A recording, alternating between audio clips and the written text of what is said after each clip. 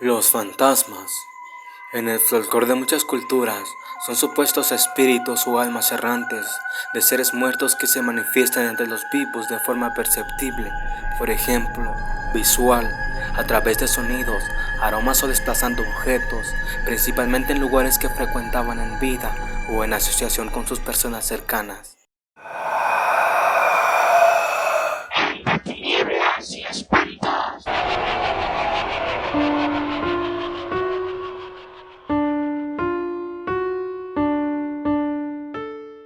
La creencia de los aparecidos, muertos que vuelven a aparecer para encomendar alguna misión, espectros, ánimas del purgatorio, almas en pena o fantasmas, es muy propia de la naturaleza humana, tanto que tiene visos de ser o constituir un ente antropológico abstracto que pervive, como otro tipo de superstición a través de numerosos factoides concretos.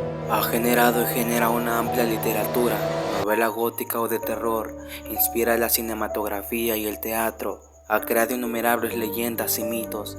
Si es que estos, inversamente, no han creado este bulo, la ciencia considera creer en fantasmas un tipo de superstición muy aceptada en la psicología del ser humano, porque se alimenta de la necesidad de vida eterna, como la religión, y sublima una muerte inaceptable y aborrecible por el medio del acto apotropaico de creer que la conciencia pervive más allá del fin de la misma, de forma que la fantasmogénesis resulta ser un fenómeno o concepto antropológicamente paralelo a la hierofanía. Estudios recientes indican que muchos occidentales creen en fantasmas, en sociedades donde la religión tiene mucho predicamento, como los Estados Unidos. Una encuesta demostró que el 32% de sus habitantes creen en fantasmas y en la vida luego de la muerte o más allá, siempre en forma paralela a la religión o de forma menos regulada por un sistema escatológico, como han hecho las religiones más frecuentes, que se aprovechan de este meme antropológico para crear estructuras económico-culturales de creencias.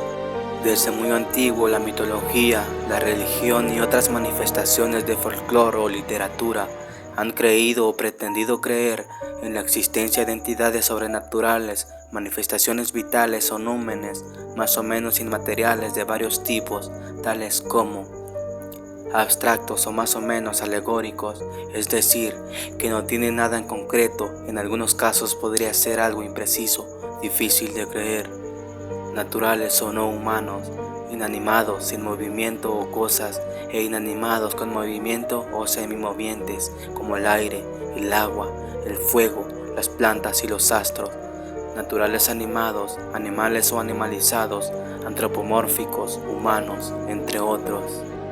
Desde el más primitivo animismo, que otorga vida a todo lo semimoviente o dotado del movimiento y evolución, así como a las fuerzas de la naturaleza, el aire, el agua, el fuego, la vegetación y los astros. Muchas de estas categorías pueden asociarse, formar criaturas mixtas y recibir denominaciones o nombre, como el ángel a los dioses medio animales o animalizados de los egipcios y los japoneses. El fantasma vendría siendo una entidad entre el cuarto y quinto tipo por su origen humano, bien diferenciada de duendes, diaños, demonios, tulpas, yokai, genios, elfos, silfos, hadas y longevis, restos de religiones desaparecidas a los dioses en el exilio para la mentalidad moderna, que ha desvitalizado el cosmos, transformándolo en una cosa o un mecanismo muerto y absorbiendo toda su vida en el yo y el antropocentrismo desde el Renacimiento. Es más fácil creer por eso en fantasmas que en estos otros tipos de criaturas, cuyo predicamento estaba más extendido por el mundo politeísta antiguo y la Edad Media. El pensamiento prelógico y primitivo no distingue niveles entre lo real y lo imaginario, se rebela contra la idea inaceptable y abstracta de la muerte y considera que lo aparecido en sueños es indistinto y posee existencia real, justificando sus temores y concretándolos desde el mundo onírico del sueño, e identificando la imagen de un ser desaparecido por la muerte, que aparece en este con un ser real, no afecta por la conclusión, la desaparición y la muerte. Se crea así en otros tipos de grados de existencia menos patentes pero considerados reales. Es más, se calma así la inquietud existencial que provocan los sentimientos de culpa, de finitud y de muerte. Creencias a través de la historia. Una vez que se cree en la existencia de un ente o numen disociado que habita dentro del cuerpo humano, es fácil percibir su existencia separada y autónoma fuera de él como genio o espíritu.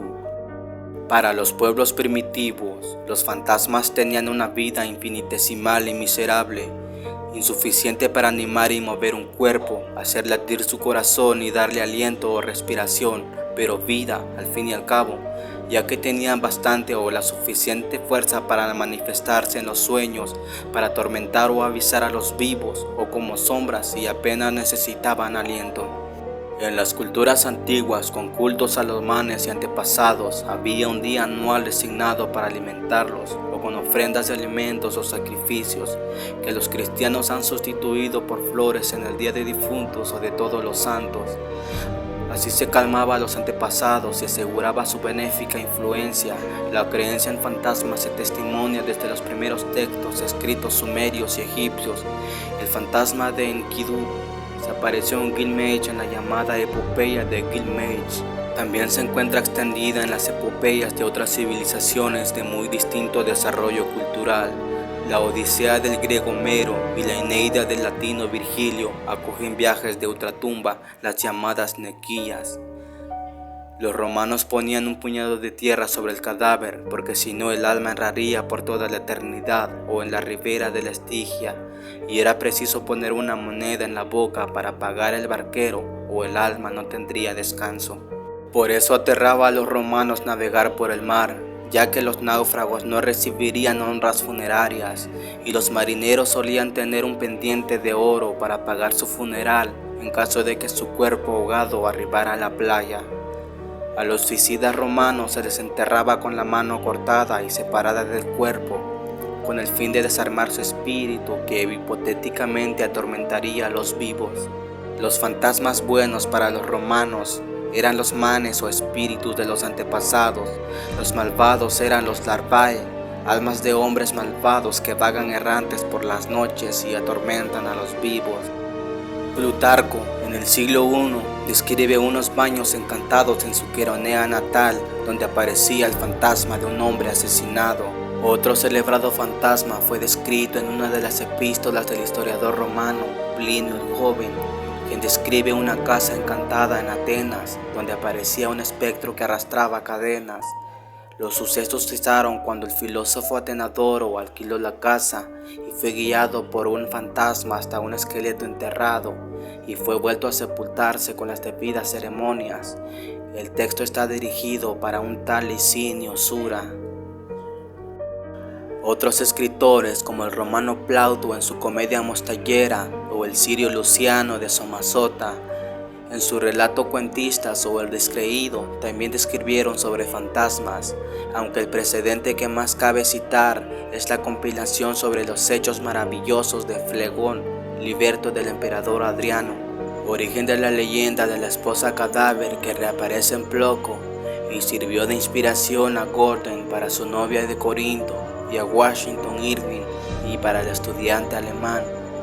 En el siglo XVI, el tratado más influyente y difundido sobre los fantasmas fue el racionalista del protestante Ludwig Leiden 1569 en 3 libros, que se sumó a la lucha de Jean Weir contra la creencia en brujas, encantamiento y otras supersticiones.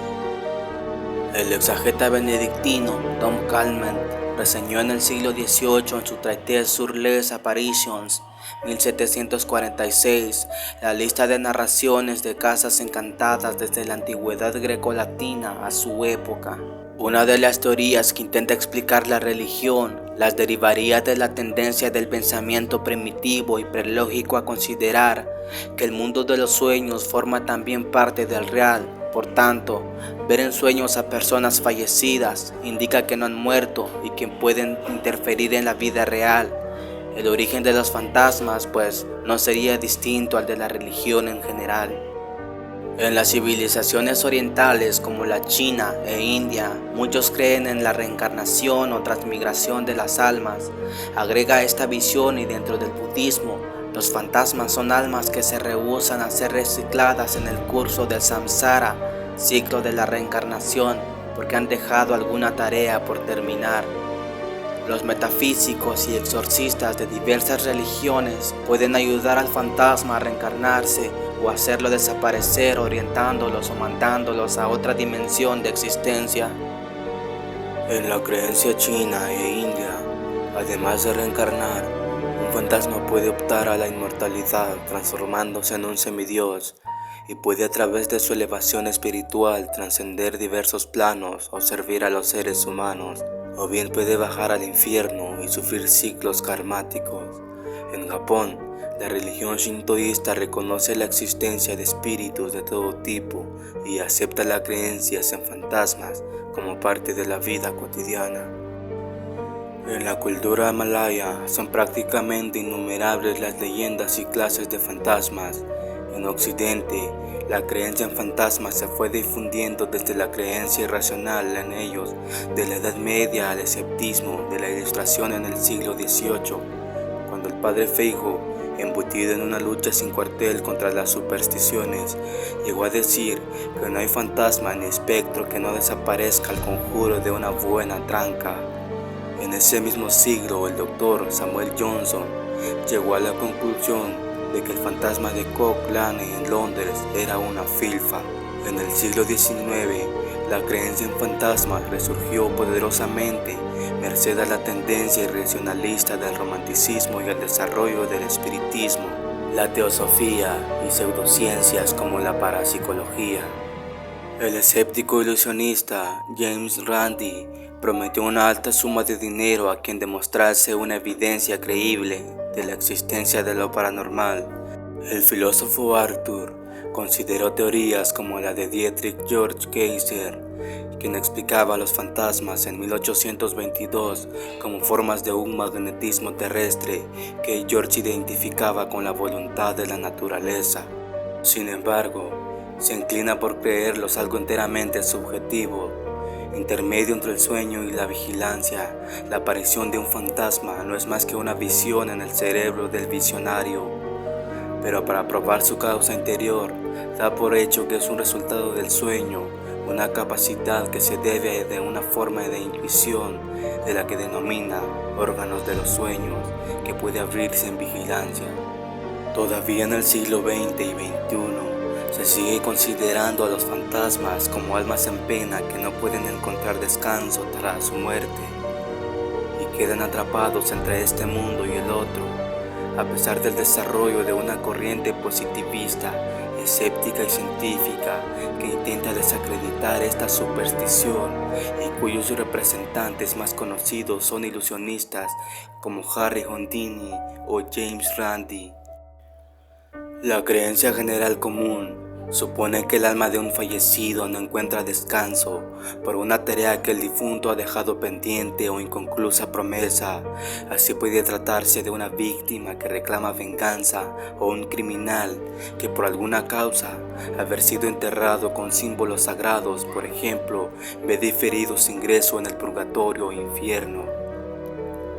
En la mayoría de las culturas contemporáneas, las apariciones de fantasmas están asociadas a una sensación de miedo y son fuentes importantes de estudios de recién nacidas pseudociencias como la parapsicología.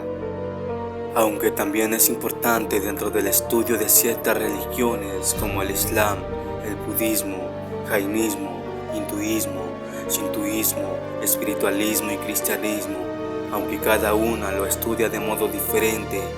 En las creencias de la nueva era se intenta racionalizar la creencia tradicional, afirmando que los fantasmas son cúmulos de energía negativa o que se trata de imágenes holográficas de las personas que han dejado impregnado el ambiente con su imagen y sus actividades. Clases de fantasmas. Apariciones que frecuentan habitualmente un lugar determinado.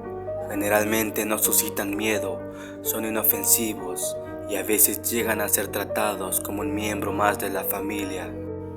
Apariciones post-mortem suelen tener lugar muy poco tiempo después de la muerte de la persona reaparecida y no acostumbran a estar relacionadas con un lugar o acontecimiento concreto, parecen ser como despedidas. Apariciones en casos críticos. El aparecido es alguien que está viviendo una experiencia importante, a menudo desconocida por el testigo de la aparición, como un accidente, una enfermedad o por supuesto, la muerte, y se muestra ante esta persona o personas simultáneamente a esa experiencia, no después de la misma. Aparición inducida. En estos casos, el fantasma es citado a aparecer o puede ser no el de una persona muerta o moribunda, sino el de alguien vivo que intenta con liberación hacer que su imagen se haga visible a otras personas. Se habla entonces de bilocación si se trata de santos. En este tipo de apariciones, parecen haberse excluido aquellas en las que la aparición adopta una actitud comunicativa e interactiva con aquel a quien se muestra, pudiendo hablar o comunicarse con él mucho tiempo después de su fallecimiento. Fantasmas según el espiritismo. Según el espiritismo o doctrina espírita, como se decía en el siglo XIX, desde que este movimiento fue configurado por Allan Kardec y la teósofa Elena Petrova Blavatsky, el alma sobrevive a la muerte del cuerpo material y asciende a un nivel superior de existencia. Sin embargo, algunas almas se desvían de este camino, no parecen tener una autoconciencia completa de su ser, la tienen pero hasta cierto punto, porque no han logrado todavía resolver sus dudas existenciales. Se trata de fantasmas, entidades descarnadas que se torturan y fustigan cruelmente con asuntos no resueltos en su vida anterior. Puede, por ejemplo, que no acepten su propia muerte, que no quieran reconocer que han descarnado, que se sientan culpables por no haber concluido correctamente algún asunto durante su vida humana, que se sientan atados o ligados afectivamente a alguna persona o lugar cuando estaban con vida, que sientan odio o rencor consigo mismo o con alguien de su entorno como humanos, que sientan que no merecen estar en ninguna parte y que ya no les queda esperanza. Un fantasma se construye con algunas de las actitudes no resueltas de un humano mientras vivía encarnado en su cuerpo físico. Padece carencias, obsesiones, sentimientos de culpabilidad, apegos, miedos o desesperanzas irresistibles. Por no cuidar esas actitudes, según el espiritismo, uno se puede transformar en un posible candidato a fantasma el día de mañana. La labor del medium ha de consistir en orientar y aconsejar para poder cambiar estas actitudes. Debe ser capaz de sentir que está a tiempo de rectificar o de perdonar o ser perdonado. Ser capaz de sentir que tiene una segunda oportunidad en la que podrá aprender de sus errores del pasado y convertirlos en un valioso conocimiento para el futuro. Este cambio de actitud para el fantasma, que no sería sino una entidad mendiga que pide afecto, comprensión y oportunidad para un cambio, debe proporcionárselo el medium. Una vez el fantasma ha comprendido, espontáneamente sucede aquello largamente ignorado o no esperado por él. Sabe que puede sentirse libre y continuar su camino de evolución en niveles superiores de conciencia, y puede seguir su camino en paz, creciendo existencialmente hacia otros planos, bien en una forma encarnada o bien en una forma espiritual. Ha comprendido que la capacidad de ordenar sus experiencias le permiten ser su mejor maestro y enseñar a otras entidades a no repetir su mismo error. En el vocabulario espiritista no se utiliza la palabra fantasma, sino eidolon, espíritu, ente o entidad. Algunas almas no habrían pasado a otro nivel de existencia por miedo a quemarse eternamente, por simple obstinación o por poseer demasiado apego a este nivel de existencia o alguna cosa y a personas de este nivel de existencia. Otra explicación a este fenómeno, que permite una leve unificación entre la física contemporánea y esta creencia sobrenatural, y que se funda en presuntos experimentos llevados a cabo con un equipo técnico en varias partes del mundo a partir de 1945, sugiere que al momento de morir subsiste de algún modo la información cuántica, el modelo molecular del ser vivo, la cual mediante la combinación de factores adecuados de espacio, tiempo y energía, sitios con apropiados niveles de energía del tipo iones positivos, Se manifiesta como si tuviera un cuerpo, forma material difusa popularmente denominada ectoplasma o perispíritu, pudiendo realizar acciones, ruidos, movimientos de objetos, apariciones, lo cual depende en gran medida del voltaje e intensidad del campo de iones positivos presentes en dicho lugar. El fundamento principal de esta teoría se basa en que toda acción realizada en el espacio requiere una fuente de energía que es recargada por el espectro. En estos lugares electromagnéticamente saturados de cargas electrónicas libres, electrones sueltos en el aire u otras sustancias. Dicho cuerpo difuso le proporcionaría al espectro sensaciones similares a las de una persona viva, obviamente con sus limitaciones, pero sensaciones al fin y al cabo, lo que explicaría también los casos en los cuales la psicofonía y otras anomalías captadas en sesiones de espiritismo producen frases inconclusas o absurdas como "siento frío" o "yo qué estoy haciendo aquí". De cualquier forma, esto no sería más que un reflejo holográfico electrónico de un personaje muerto tiempo atrás.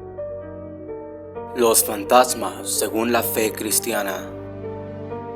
En el catolicismo no existe documento magisterial de los concilios ecuménicos de los obispos de Roma que hable o mencione a los fantasmas. Según el Concilio Vaticano II, la revolución acabó con el Mesías y no se debe esperar a ninguna otra manifestación. En el protestantismo no se cree en fantasmas, ya que no acepta la existencia del purgatorio.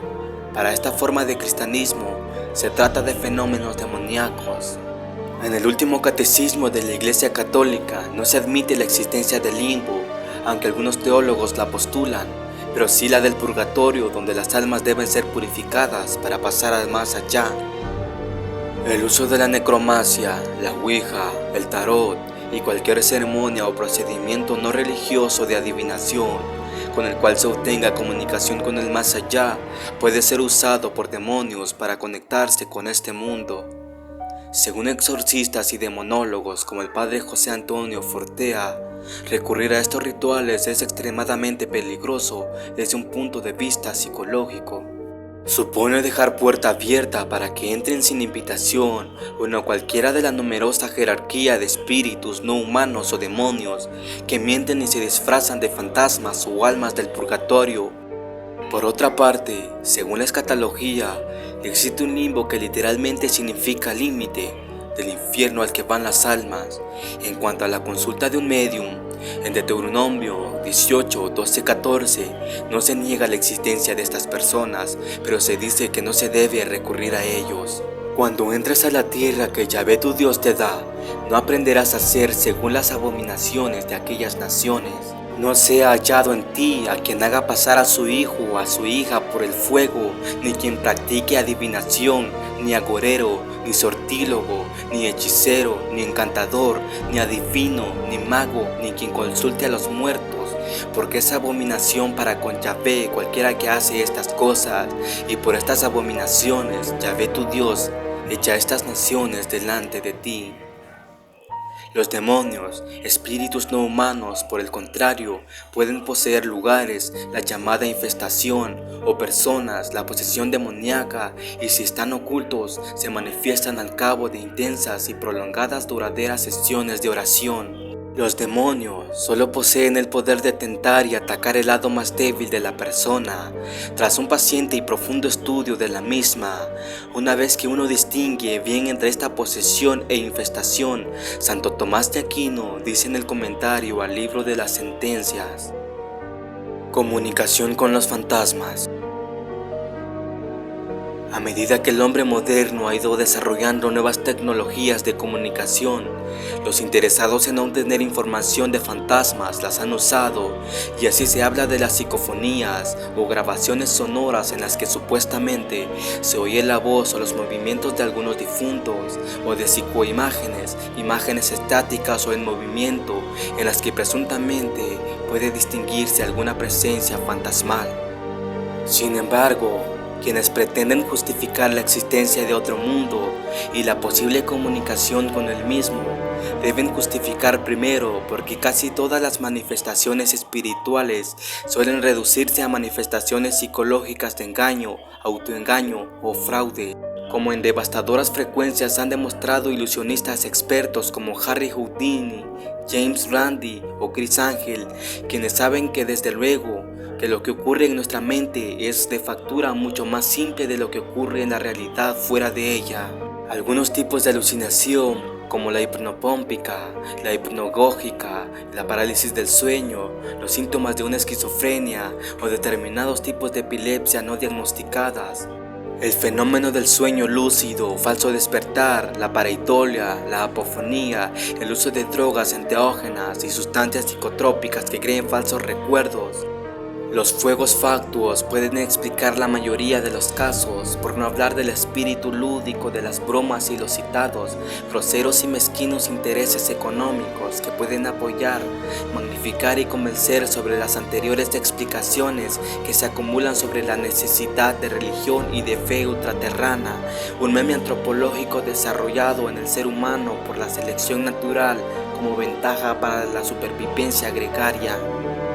Esto no basta para desanimar, sin embargo, a quienes creen en la manifestación divina o macabra, que es una liberación de energía del cuerpo, esto es, una evolución de esta vida terrenal hacia otra en un mundo ultraterreno, y hay caos desconcertante de clarividencia y percepción extrasensorial que aún aguardan explicaciones satisfactorias. Algunos intentos no escépticos de resolver racionalmente estos fenómenos han sido formulados por físicos como Roger Penrose, quienes creen posible la transmisión de información nerviosa mediante corrientes cuánticas a nivel subatómico, que pueden ser amplificadas mediante los microtúbulos existentes en las neuronas. Además, la insólita lógica cuántica que permite distorsiones temporales que pueden causar la duplicación del presente o bilocación, y esto explicaría muchos de los fenómenos paranormales de transmisión de información, como expone en sí las sombras de la mente hacia una comprensión científica de la conciencia. Existencia de los fantasmas.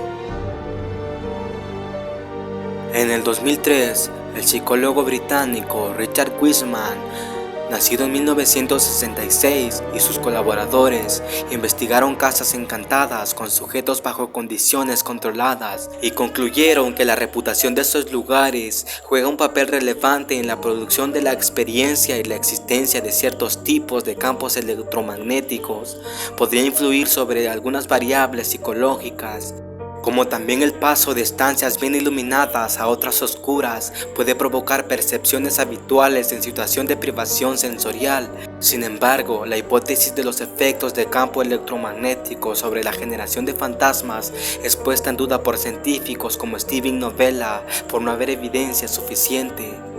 En general, las casas no aprueban la existencia de fantasmas, sino como cierta gente responde a situaciones triviales bajo el flujo de la publicidad y la predisposición. El ojo humano está formado por un orbitro, el cual es un líquido y como tal puede ser sensible a las ondas del infrasonido. Este líquido puede generar imágenes falsas. El ser humano puede oír sonidos entre 20 y 20.000 hercios.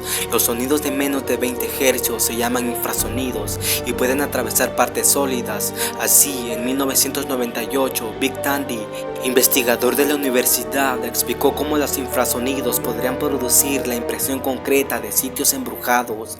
Demostró que los infrasonidos provocan una percepción de movimiento a los costados del campo visual. Esta falsa percepción podría ser provocada por un ventilador. Los ventiladores giran a 300 RPM, que significa revoluciones por minuto, lo que equivale a 5 revoluciones por segundo o 5 hercios.